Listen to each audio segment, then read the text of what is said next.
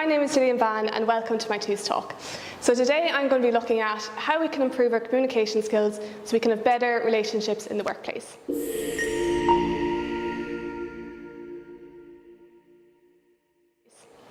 Now, if I start by reflecting on my own communication skills, it's something I've always kind of really struggled with, and especially in the workplace. So, for example, sometimes I would struggle to kind of voice kind of how I feel if I have a problem. I would take feedback really personally, and I would get really anxious before public speaking. And what I've noticed in the last few years is that I've become much more comfortable and better at communicating. So I don't mind kind of voicing my opinion now. I have a much different relationship with feedback, and I'm much more comfortable speaking in public. And you might be wondering, okay, so how did I do this? And I have to be completely honest and say, it's not something I actually consciously tried to improve. I didn't take a communications talk or workshop. One thing I really tried to focus on is improving my emotional intelligence. And I believe this is what's improved my communication skills.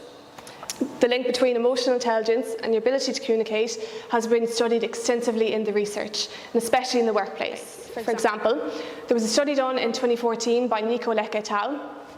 And they found that how satisfied employees were about all types of communication within the organisation strongly correlated to the emotional intelligence of middle managers.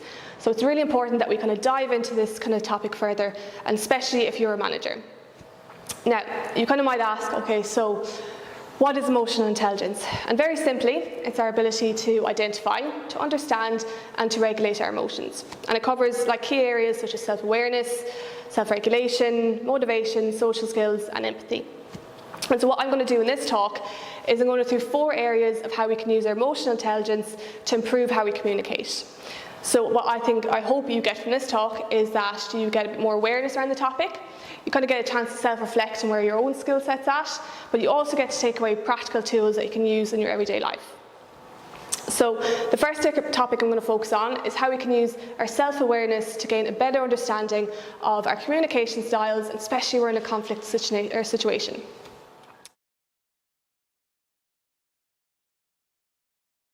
Now, there's loads of different kind of models and frameworks you could use to assess your style, but a very simple one that I came across in a book by the Harvard Business Review is that they categorize people as either hot or cold.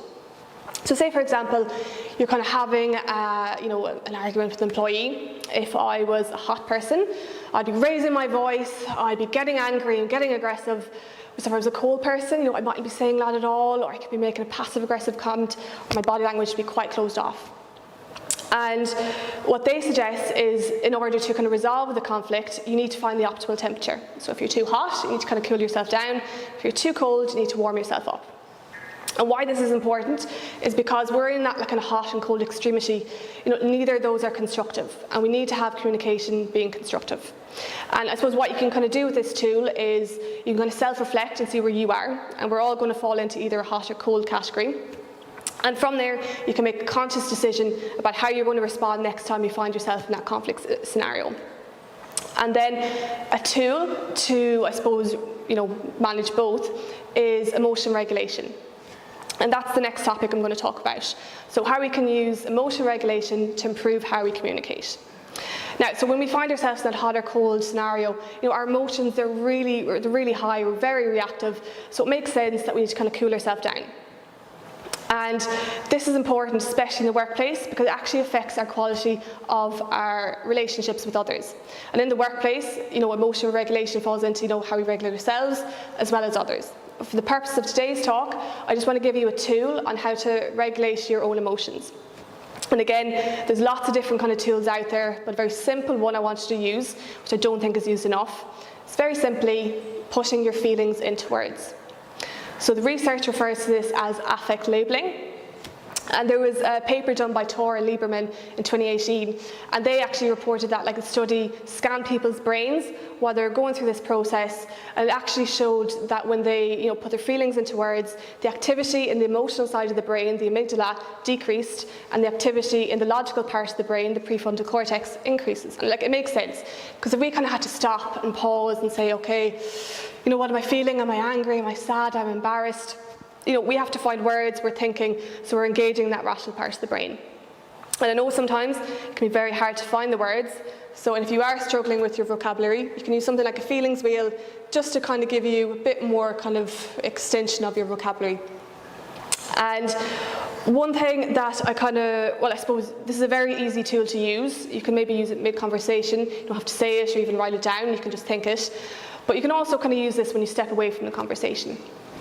One thing I really want to, I suppose, normalise is that when we do feel emotionally regulated, that we actually communicate this to the other person and that we take a break. And it could sound something as very simple as, look, I know this conversation is important, we need to find a solution, but I'm just kind of not in the headspace to have a constructive conversation. Can we catch up in an hour, 2 hours, tomorrow, next week? Whatever length of time you need to kind of regulate yourself. Because I guarantee when you come back, when you're in a calmer state, your conversation is going to go much smoother. Now, the next thing we're going to move on to is social skills, because social skills are a massive part of emotional intelligence. And the first one I'm going to look at is the skill of listening. And I think when we think about communication, we can get so focused on what to say and how to say it. We actually kind of forget that half the conversation we're actually meant to be listening.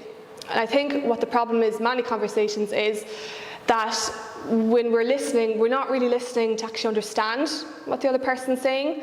We're only listening to respond. And I've been there where I'm literally just waiting for the person to stop talking so I can jump in and get my point across. But this is actually very problematic, and especially in the workplace.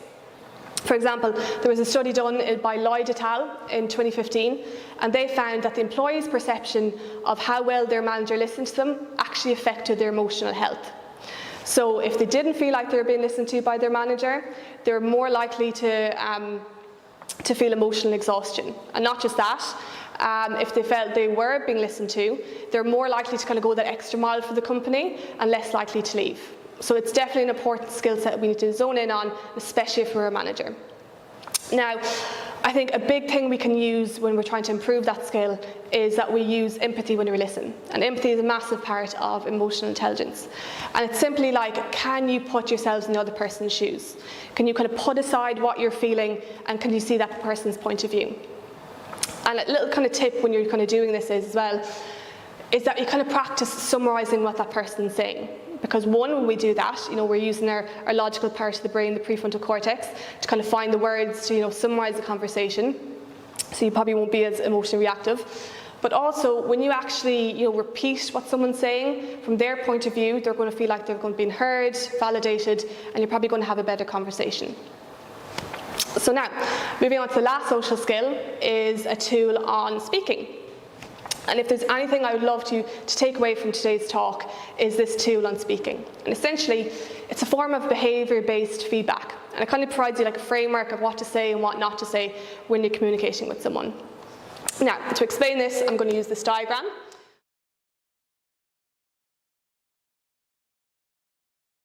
So I'm going to pretend I'm this girl here, and I'm talking to this man here. So when we are communicating, there's always going to be three realities. So the first one is this man's intent.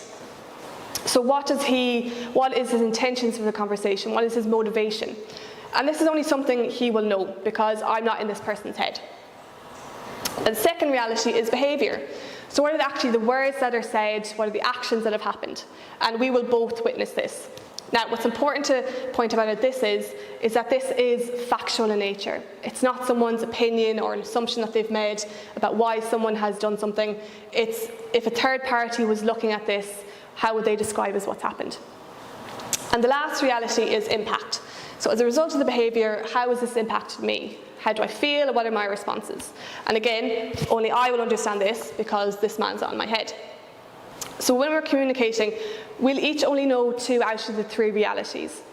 And what the authors, Bradford and Robin, say, so they've kind of described this interaction as a tennis match analogy. So in tennis, you kind of stay on your side of the court, on your side of the net. So in this case, if I was staying on my side of the court and net, I would focus on the behaviour and the impact, and he would focus on the behaviour and his intent. Now, to explain this with an example. Say, for example, I'm talking to a colleague and they might be looking at their phone, not looking you in the eye, and they might just seem a little bit disinterested. A very common thing I probably would have said is, hey, you're not listening to me. But if I actually said this, I'm over the net because I've commented on this man's intentions. I don't know if he's listening or not. But something that we could say instead of "you're not listening to me" is, when you look at your phone while I'm speaking, I don't feel like I'm being heard. And when I do that, I focus on the behaviour, which is him looking at his phone, and the impact it's on me, that I haven't been heard. And you can kind of see how just, like a very simple kind of change in language probably is going to alter the outcome of the conversation. Because if I say, "you're not listening to me," the person's likely going to be like, "yes, I am listening to," and you're probably going to get a very kind of defensive response and probably lead to an argument. Whereas if when you use this scenario, it's more likely to be less defensive and more constructive. And what I'd love to see in the workplace, if there's one thing every person was trained in, would be this tool. And I do think that it would really kind of transform how people communicate and make it much more constructive. So, to summarise, I think if we want to improve our communication skills, we need to focus on improving emotional intelligence. And I hope today that I've outlined 4 practical tools, and hopefully you can take at least one of those away. And to summarise them, you can just ask yourself 4 questions. Am I hot or cold? Am I regulating before I'm communicating? Am I listening to understand and not to respond? And am I staying on my side of the net? And by kind of using these tools in your interactions with people, you'll improve your emotional intelligence, your communication, and then hopefully your relationships in the workplace. So thank you for your time, thank you for listening, and I hope you've enjoyed my TUS talk.